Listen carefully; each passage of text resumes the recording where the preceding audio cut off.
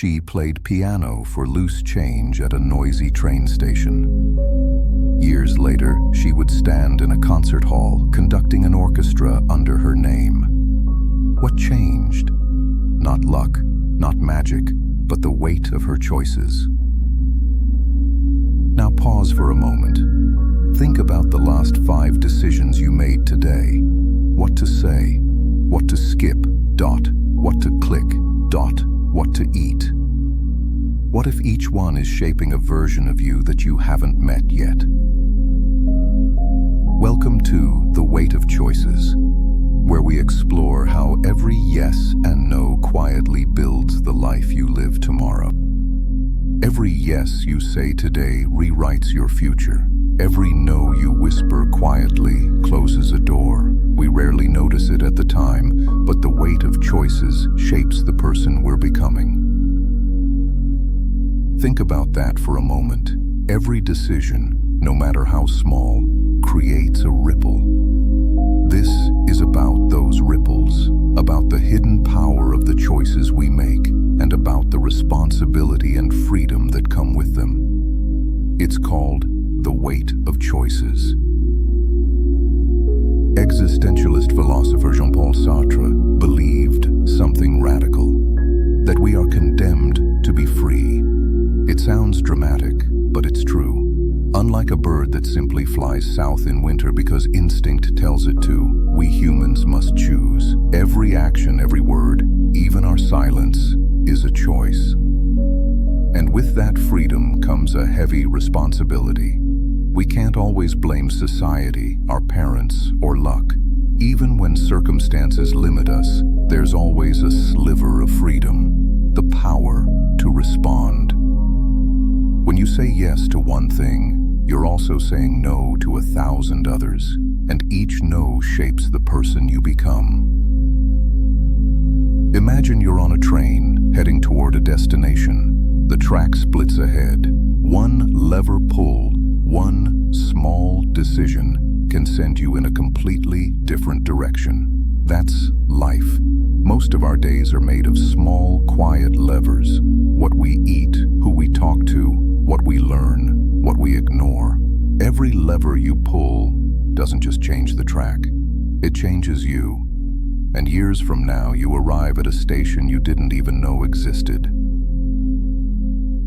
Let's make it real. Think about your morning routine. You hit snooze or you get up.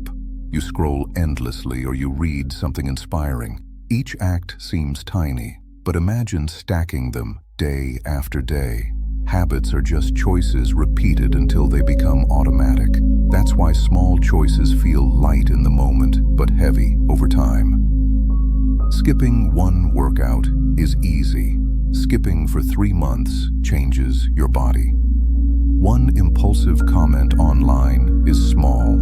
A pattern of negativity reshapes your reputation. In existentialism, there's no escape from this arithmetic. We are what we repeatedly choose. Sartre said, "Man is nothing else but what he makes of himself." It's not meant to scare you, it's meant to wake you up. Let me tell you about Elena Cruz. Today, she's a world-famous composer. Her concerts sell out in minutes. But years ago, she played piano at train stations for loose change. Back then, she was offered easy commercial gigs, jingles, ads, quick money. She said no. She kept saying no to the easy path and yes to the harder one. Every no closed a door, but every yes built her craft. She wasn't just practicing music, she was practicing herself. And today, when she walks on stage and the orchestra rises at her cue, the hall vibrates not just with music, but with the weight of every choice she ever made.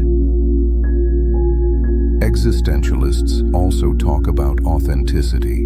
An authentic life means owning your freedom, making choices that are truly yours, not borrowed from other people's expectations.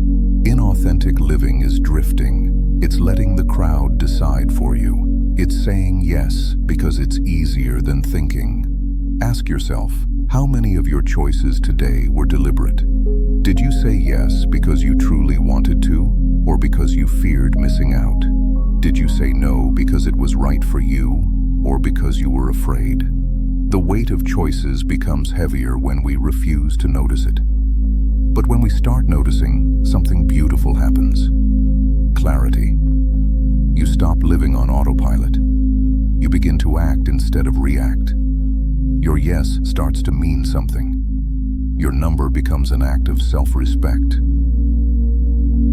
Freedom isn't just a gift. It's a challenge. Real choices often feel uncomfortable. It's easier to drift, to copy what everyone else is doing. But courage begins where imitation ends. Think of someone you admire, an artist, a leader, a teacher, maybe even a friend. Chances are they didn't get there by default. They made hard, sometimes lonely choices. They said no to things others chased, and yes to things others avoided. Sartre wrote plays and novels to show this tension. His characters are often trapped in situations but forced to act. That's his point. Even if you're in a room with no doors, you still decide how to stand, how to breathe, how to think. Your freedom is never zero. So, what does courage look like in everyday life? It can be as simple as telling the truth when a lie would be easier. It can be as quiet as turning off your phone to focus on what matters. It can be as bold as changing careers, ending a toxic relationship, or starting something new. Here's a simple exercise you can do today. Take a piece of paper and draw 2 columns. On the left, write your recent yes decisions. On the right, write what you had to say no to because of each yes. Look at it. Does it reflect the life you want? Are your choices building the person you wish to become? If not, start small. Tomorrow, make one conscious choice that feels authentic. It doesn't have to be dramatic. It could be saying no to a meeting that drains you, or yes to a walk outside. Over time, these small, authentic choices accumulate, just like compound interest. Every yes you say today rewrites your future. Remember that. You are the author of your own story, even if you didn't choose the first chapter. Existentialism isn't a cold philosophy about despair. It's a call to action. It tells you your life is your canvas. So as you move through today, pause before your next yes. Ask yourself, does this align with who I want to be? If it does, embrace it fully. If it doesn't, be brave enough to decline. Because the weight of choices isn't a burden to fear. It's the proof of your freedom and the path to becoming your most authentic self. As we've seen, every choice, big or small, builds the story of who you are becoming. Right now, at the end of this video, you're standing at another small fork in the road. You can close this tab and forget about it. Or you can choose to keep exploring ideas that can reshape your life.